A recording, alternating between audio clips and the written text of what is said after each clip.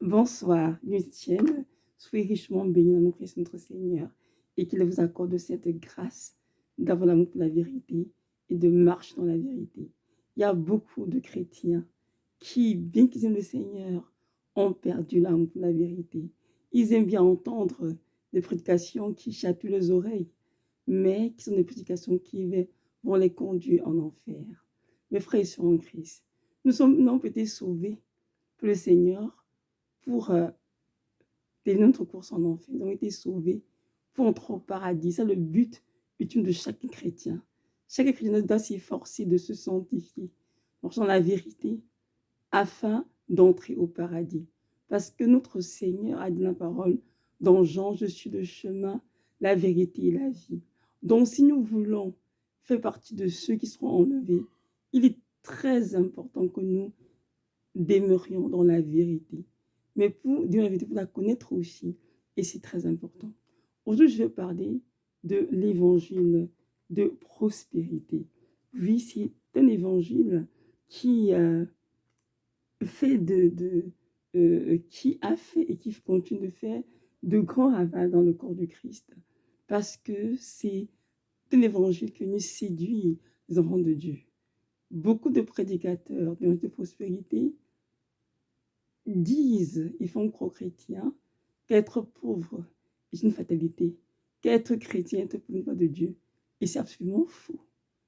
Pourquoi? Parce que Dieu dans la parole, dans le Proverbe, sur quel verset, j'ai créé le riche et le pauvre afin que les deux se rencontrent. Dieu est le Dieu souverain. Il fait ce qu'il veut. Dans toutes les sociétés, il y en a qui sont pauvres, il y en a qui sont riches, il y en a qui sont de classe moyenne. C'est Dieu qui décide dans sa souveraineté. Et nous n'avons pas à le contester. Tout ce qu'il nous demande à nous qui sommes chrétiens, c'est de prendre soin les uns des autres. Dieu s'attend à ce que ceux qui sont riches puissent aider ceux qui sont dans la pauvreté afin de les relever, comme il a dit dans la parole. Il dit, celui qui donne aux pauvres donne au Seigneur. Il aura un trésor dans le ciel. Donc les pauvres ne sont pas oubliés de Dieu. C'est absolument faux. Les pauvres sont dans le cœur de Dieu. Et le riche n'est pas plus aimé par Dieu que le pauvre. Non. Dieu aime le riche et le pauvre du même amour. Après, dans la parole, disons, dans la parabole de Lazare et de l'homme riche, on dit que Lazare était un homme très pauvre, tandis que l'homme riche était un homme qui était, mon Dieu, riche et qui vivait une vie vraiment de luxe. Et on dit dans la parole que Lazare mangeait les miettes qui tombaient de la table du riche. Lazare était tellement pauvre et très malin, il était des ulcères, et on dit qu'il se couchait devant la porte de l'homme riche, recouvert d'ulcères. Les chiens venaient lui lécher ses ulcères. Et on dit, quelques temps après, l'homme riche est mort, Lazare aussi. Et Lazare s'est trouvé où? Au paradis dans le sein d'Abraham, tandis que l'homme riche s'est retrouvé où? En enfer. Et dans la parabole, nous voyons très bien que bien que Lazare était pauvre, Jésus-Christ l'aimait, il connaissait le Seigneur, et il a cru en Dieu, et après ça, il a eu la vie éternelle. Est-ce que je veux dire ici que tous les riches ont fini en enfer? Loin de là, c'est pas ma pensée. Ce que je veux dire ici, c'est que on peut être riche, malgré la raison que nous avons, et cela nous conduit en enfer. L'homme riche dans la parabole avait trop de biens, mais il était extrêmement avare. Il a refusé de donner à Lazare, de prendre son Lazare qui souffrait près de lui. Et après sa mort, c'est pourquoi il est allé en enfer. Donc, gare à vous qui avez l'argent, qui est de ce monde, et qui fermez vos entrailles à ceux qui sont dans le besoin, ou ceux qui sont pauvres ou aux indigents. Dieu voit cela vraiment comme un péché. Alors, si vous le faites, je vous encourage à vous repentir, de comprendre que l'argent que vous avez, vous êtes juste le gérant, mais Jésus qui est le propriétaire. Vous allez rendre compte un jour à ce Dieu comment vous avez géré cet argent. Maintenant, je reviens à l'enjeu de prospérité. L'enjeu de prospérité se base en fait, non, se base, ceux qui l'enseignent se basent sur un verset qui est dans la parole, dans l'évangile de Jean. 3 Jean 1, c'est juste un chapitre. Ça dit ceci. L'ancien Agaius, le bien-aimé, que j'aime en vérité. Bien-aimé, je souhaite que tu prospères en toutes choses et que tu sois en bonne santé, comme prospère de ton âme. Amen. Je m'arrête là. Donc là, c'est 3 Jean 1, versets 1 et 2.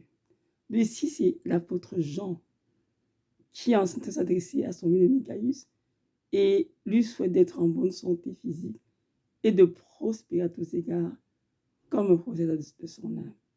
Beaucoup de prédicateurs et de prospérité se basent sur ce verset, mais ils sont dans l'erreur. Ce verset ne fait aucunement allusion à la prospérité financière ou matérielle. Mais il s'agit ici vraiment du bonheur que nous avons en Christ. L'approche de notre âme, c'est-à-dire de portant le fruit de l'esprit. Puis les mentions de Galates 5, verset 22. C'est-à-dire le fruit de l'esprit, c'est l'amour, la paix, la joie, la patience, la bienveillance, la bonté, la maîtrise de soi, etc.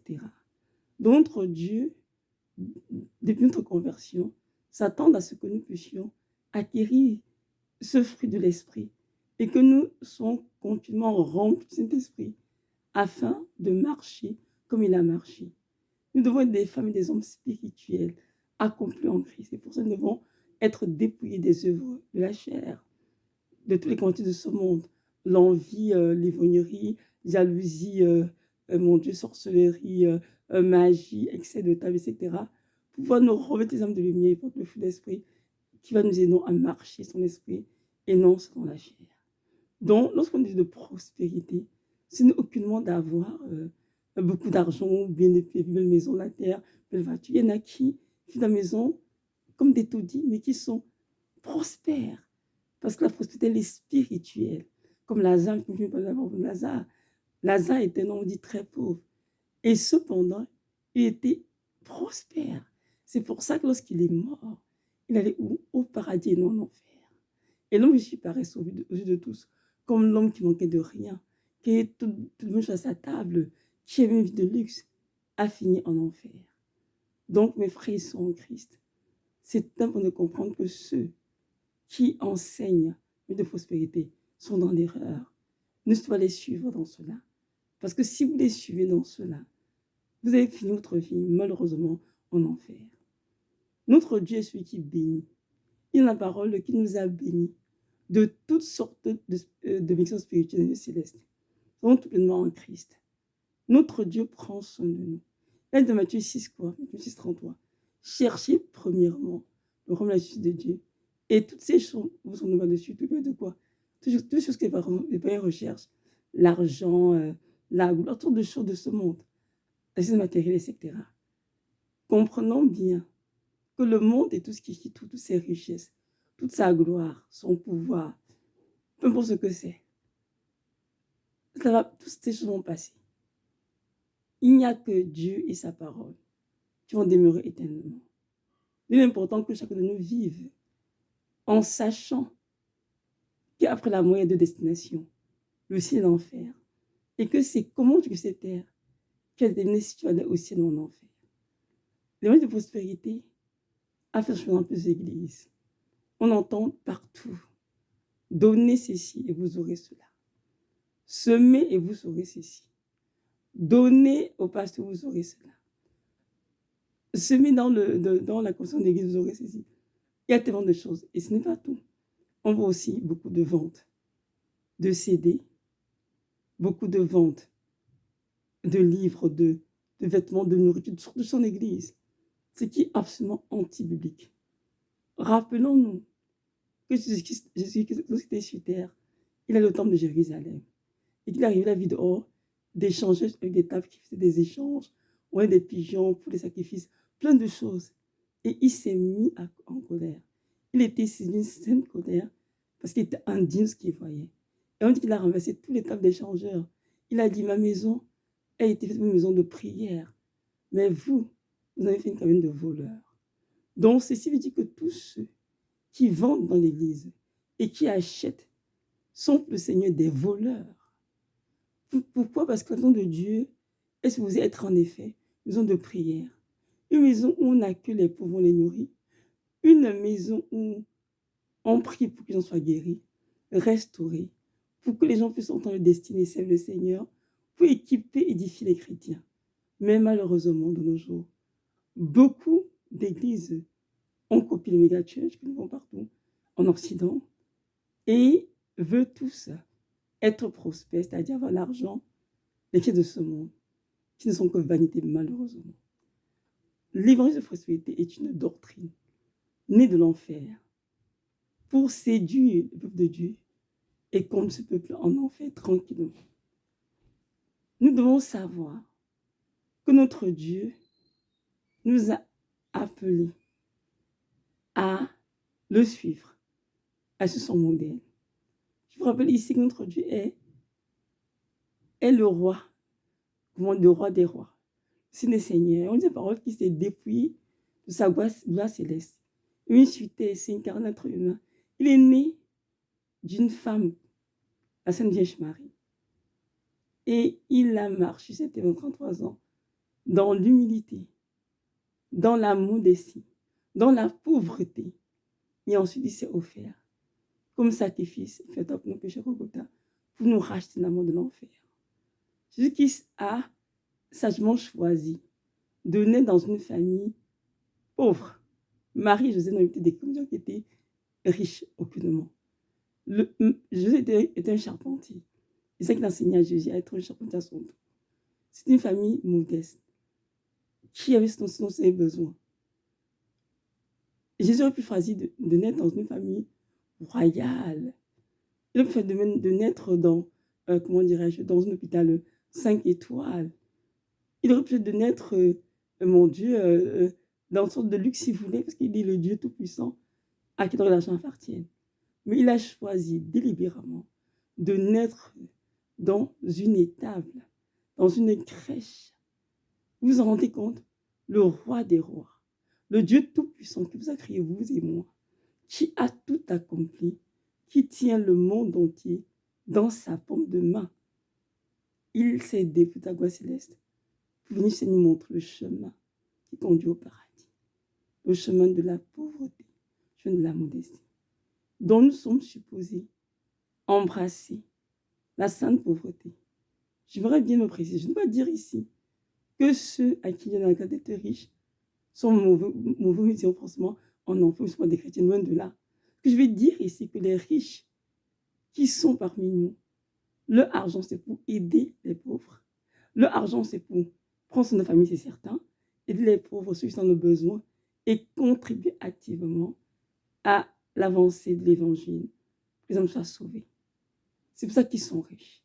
Ils ne sont pas riches pour s'offrir les plus belles maisons de la terre, les beaux vêtements, les plus belles voitures, ou vivre dans la gloire. Non.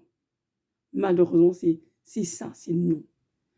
Donc, il y a des gens qui sont très riches et qui vont aller au paradis parce qu'ils ont su gérer ce que Dieu leur a donné pour faire ce que Dieu attendait d'eux. Donc, n'allez pas dire, j'ai dit ici que être riche, c'est un péché. Être riche, on ira forcément en enfer, c'est absolument faux. C'est pas ce que j'ai dit. Ce que je dis, c'est vraiment de comprendre que nos biens, nos richesses, tout que nous avons, chacun à son niveau, toutes choses appartiennent au Seigneur, le propriétaire. Et nous, les gérants, nous devons gérer comme il nous demande, c'est tout. Donc, voilà. Donc, comprenons, mes frères en Christ, l'évangile de prospérité n'est pas du tout biblique. Ceux qui disent qu'être chrétien, être pauvre est un péché, sont dans l'erreur. Et de nos jours, les églises sont remplies de personnes qui viennent pour prospérer, malheureusement. Dans les églises, on ne prêche plus la croix de Christ. On ne proclame plus Jésus crucifié, non. Ce que l'on prêche, c'est donne et tu auras ceci. Sème et tu seras pilé à tel endroit. Je vends ceci, achète et tu auras tout. On vend l'onction. On vend les vêtements. On vend les étoffes qui portent l'onction. Qu'est-ce qu'on vend? On vend de tout dans les églises aujourd'hui. On vend les messages. Au Seigneur dans la parole, vous avez reçu gratuitement, donné gratuitement. Pourquoi vendre des messages de l'évangile? Pourquoi vendre des prédications sur CD ou bien sur, je sais pas moi, peu importe ce que c'est, sur MP3? Pourquoi faire toutes ces choses? Nous sommes appelés à donner gratuitement. Qu'elles ont reçu gratuitement. Quand Dieu veut nous inspirer, les messages que nous prêchons, mais les livres que nous écrivons, est-ce que Dieu nous demande de donner de l'argent en retour? Non. Et surtout, vous avez vu Jésus marcher. Jésus fait l'argent à qui? Jésus a vendu quoi à qui? Rien du tout. Il fait son temps à prêcher, à enseigner, à chasser les démons, à guérir les malades. Il fait beaucoup de miracles, non? Et lorsqu'il a été enseveli le troisième jour, Qu'est-ce qu'il a dit le Seigneur? Il a dit à ses disciples, avant son ascension au ciel, il a dit ceci: allez et faites de toutes les nations des disciples, les baptisant au nom du Père, du Fils, du Saint-Esprit, et enseignez-leur à observer tout ce que je vous ai enseigné. Amen. Donc, un disciple de Christ doit croire, doit être baptisé, on va le baptême d'eau, le baptisé du Saint-Esprit aussi, et doit observer tout ce que Dieu enseigne, autrement dit, toute la parole de Dieu. Et Dieu n'a jamais demandé d'être riche, que c'était une obligation pour entrer au paradis, absolument pas. Et même si tu es pour être heureux, vous êtes forcément riche. Il y en a qui ont beaucoup d'argent, on les voit et tout, tous ces grands, tous ces stars américains. Ils sont bien riches, non? Combien se suscitent, à votre avis? Pas année, ils sont plusieurs. Il est toutes ces grandes richesses qu'ils ont acquises. Donc, on voit bien que l'argent ressemble le bonheur. Vous trouvez le bonheur plus mon chrétien?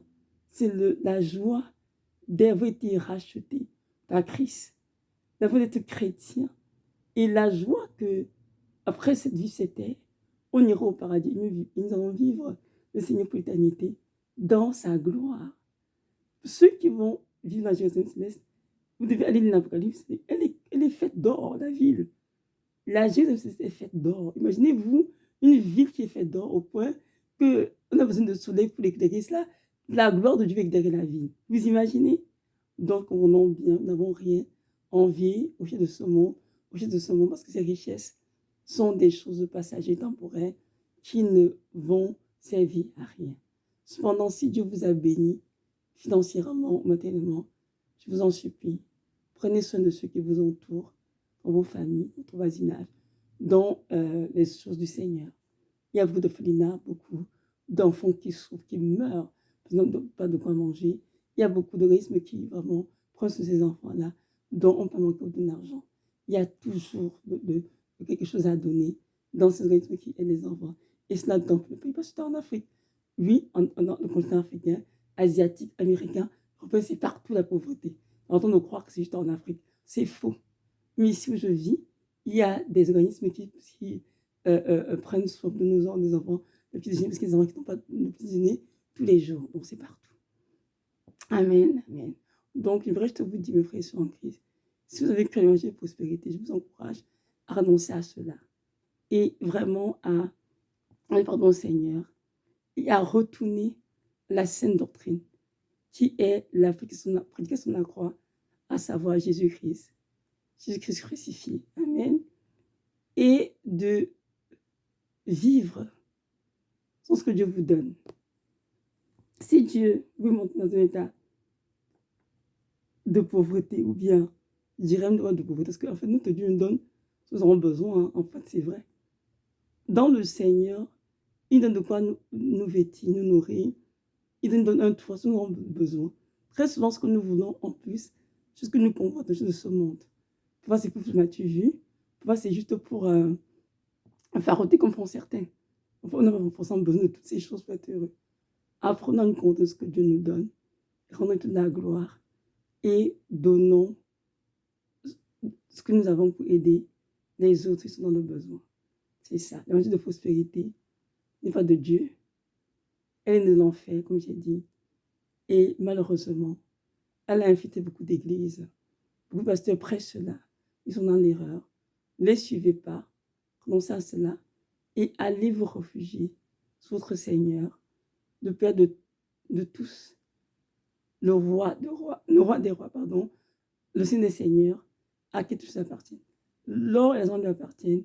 Si c'est des besoins, priez et Dieu vous bénira et pourvoira à vos besoins. Sinon, c'est largesse et c'est richesse. Donc, voilà mes frères et sœurs en Christ, qu'entre Dieu nous bénisse tous. Et comprenons bien qu'en ce temps de la fin, il y a beaucoup de séduction, beaucoup d'hérésies qui sont aussi au nom de Dieu. Nous devons veiller sur nos âmes, nous assurer que ce que nous ressentons comme nourriture spirituelle est vraiment pure et saine qui vient du Seigneur, et que ce soit de la nourriture avariée, remplie d'infections, qui va venir détruire nos âmes et nous conduire loin du Seigneur. Je rappelle dans cette vidéo, notre Dieu est un Dieu juste. Il ne fera point d'égoïsme pour personne. ceux qui croient aux hérésies et qui bâtissent leur vie dessus vont payer le prix. Donc, je vous encourage à obéir au Seigneur et apprendre à rechercher la vérité. Dans 3 Jean 1, toujours verset 3, ça dit ceci: « Car je me suis beaucoup réjoui lorsque des frères sont venus et ont rendu témoignage de la vérité qui est en toi et à la manière dont tu marches dans la vérité. » Point. Donc, le frère Gaius avait la vérité en lui, il marche dans la vérité. Et les frères sont allés rendre témoignage à l'apôtre Paul pour dire que son bien-aimé Gaius marchait vraiment dans la vérité. Notre Dieu aussi est réjoui de nous voir, nous, qui sommes sur terre, marcher dans la vérité. Parce que l'amour se joue de la vérité. On ne peut pas aimer Dieu et aimer le mensonge. On ne peut pas aimer le Seigneur et aimer les choses qui l'attristent. Donc mes frères sont en Christ. Notre Dieu veut se réjouir de nous voir, nous qui sommes chrétiens, disciples de Christ, marche dans la vérité. Il veut en nous la vérité. Et ça, c'est très important. Donc, nous encourageons tous à avoir vraiment cette,